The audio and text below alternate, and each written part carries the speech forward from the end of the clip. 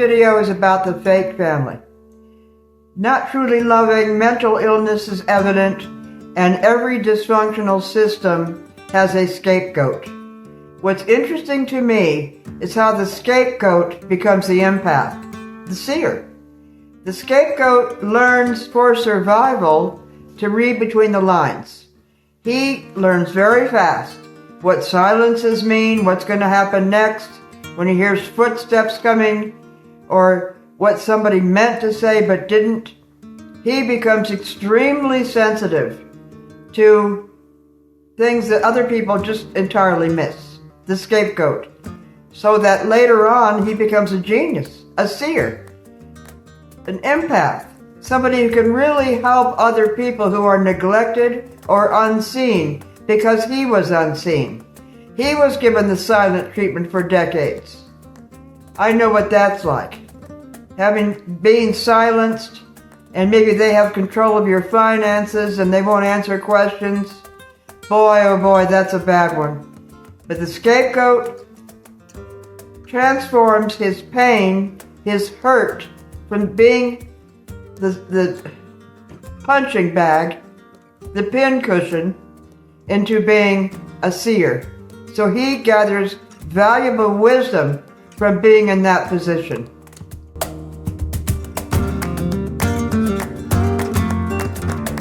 The worst abusers become the scapegoat's best teachers. Through what he learns from that horrible experience, he enters a new world of vision and wisdom that others can never have. All they have is knowledge, book knowledge from school. But this is a PhD in the streets.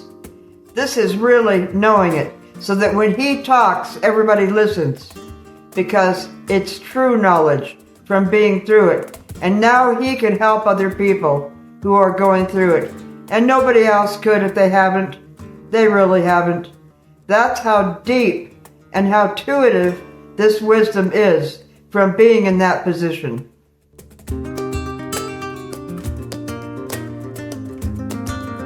Tell you the truth, I've suffered so much with other people. I don't want to brag about it or anything, but it was deep and it went on for decades. In family, in neighborhoods, they just didn't understand me. But that gave me great vision. I was able to write 100 books on it. Look at Joyce Myers. By the time she was 10 years old, she had been raped 200 times by her father, her own father. That gave her a certain amount of wisdom, ability to empathize with women. She's able to broadcast it to millions every day. She wouldn't have that intuitive wisdom had she not gone through, and that's what she says too. We have to look at the other side of pain. What is gained from pain, if you'll allow it, if you don't suicide over it. And some situations are so horrible, you can't see why the person wouldn't just kill themselves or jump off a cliff. But on the other side is a special kind of wisdom.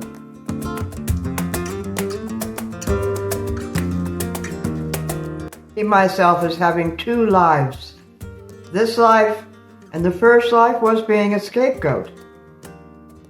I understand that very well now. They're all dead now. But this is what happened. I wrote this in my journal. Scapegoat. Every cruelty taught them discernment. Every silence, self-reliance.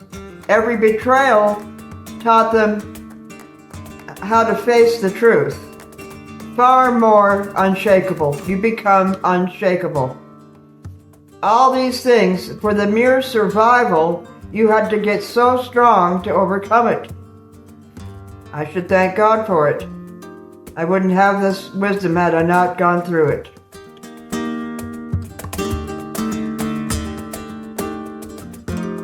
The ex-scapegoat empath, he becomes an empath because he is so sensitive to other people's moods. Usually gets involved with a narcissist. Now the narcissist, he gets away from him though, because the narcissist is so mean. They shape the empath until finally it gives them the strength to escape. They shape them to do the very thing to escape them. Very interesting. I've been involved with many narcissists, and they gave me the tools to escape them. To stay silent, to make my plans, to not tell them, and then suddenly I'm gone.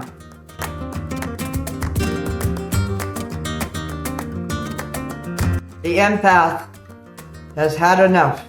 He walks away carrying the fire in his heart. He was burned alive with this, and he walks away with the fire. And now other people listen to his words. Yeah, we're shaped by narcissists. It's not a doom thing. It's our best teacher. That damn narcissist taught us all we need to know.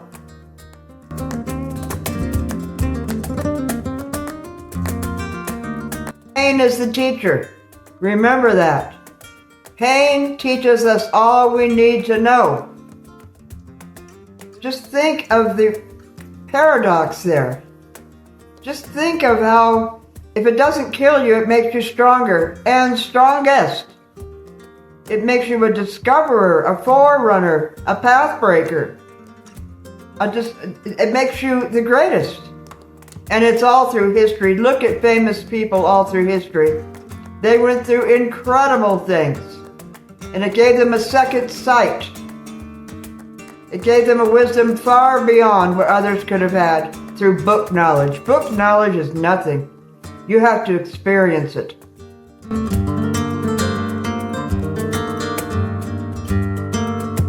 Pain causes meaning where there was once only confusion.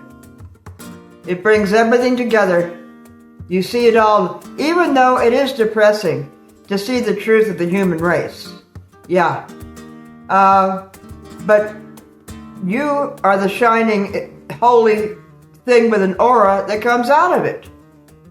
You get yourself back. By seeing them, you get yourself back. By being part of them, enmeshed in them, you're a confused mess. You have no selfhood. You are fused with them in one big blob. That is the dysfunctional family. Nobody has any true selfhood. They're fused together in a blob. To get out of that hurts a lot. It's pain, but then the reward is yourself.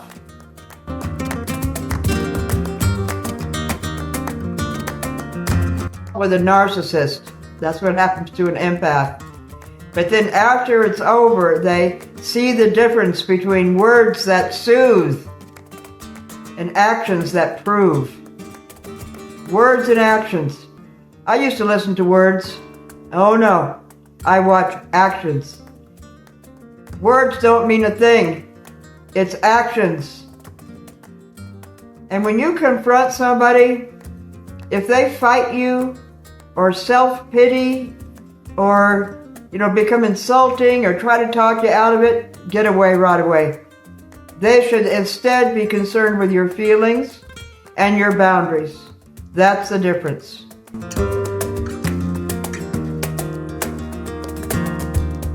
The scapegoat, the neglect, which hollowed them out, also gave them the ability to empathize with the unseen. A lot of people are defensive or just crazy because they haven't even been noticed. They're unseen. You can empathize with that now.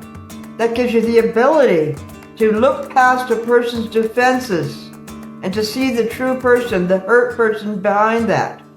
It makes you the greatest therapist, being a SEER.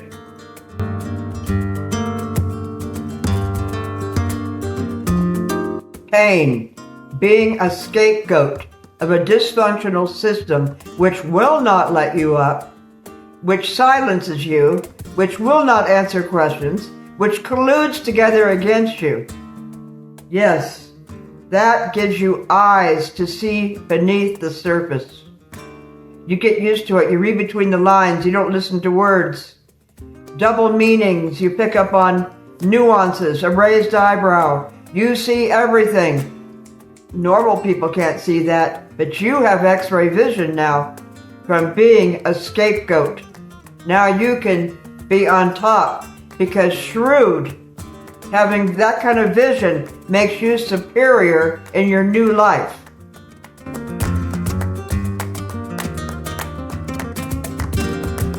Pain is revelation. That's what it is. This is what I wrote. Every heartbreak sharpens intuition. Every disappointment refines judgment. Every abandonment strengthens capacity to stand alone. That's how it happens. If adversity doesn't kill you, it'll make you the greatest.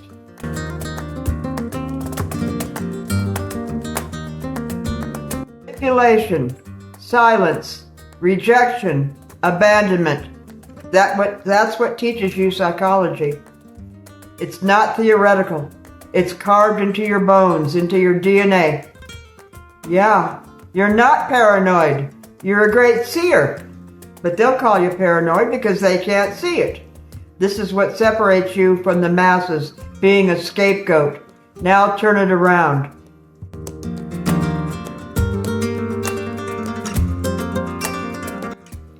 Survival. When a scapegoat comes out of it, when they speak, people can't ignore them. It's a special kind of knowledge. It's carved into their bones. It's truth, and everybody knows it.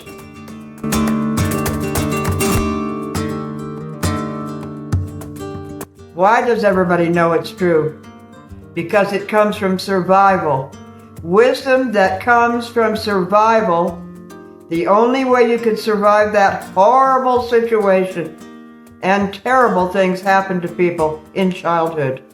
The only way you could survive it was to become wise to it. And then be called paranoid psychotic and maybe going on medication for it. No, no, no. It gave you vision, but the others won't be able to see it. Good. That makes you separate.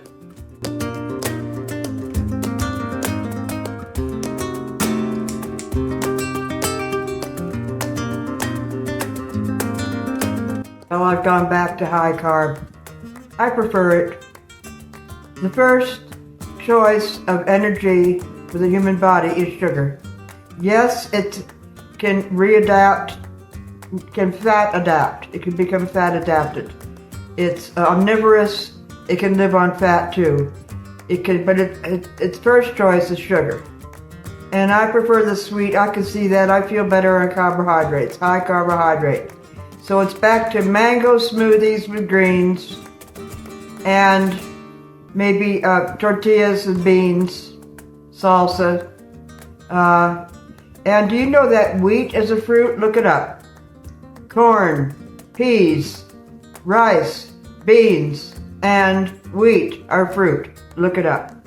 I like wheat with maple syrup on it. Interestingly enough, I've been researching popcorn.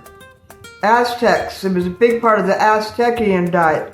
Ancient cultures in South America used popcorn for a big part of their diet. It can't be the whole diet, but for a big part of it. It's regarded as a snack, but I like having it around. It's a good thing. I feel good on it. It's a good snack. So I'm back to high carb, low fat, although I do have a little almond butter and tahini in my smoothie. That's the most nutritious part of the day, is the smoothie. I get it off first off, and then other things by 8 o'clock, 8 a.m., I'm done. By noon, it's all digested, and the entire afternoon is fastarian. Flying high as a fastarian. No dinner, waking up the next morning doing the same thing. And it is delightful.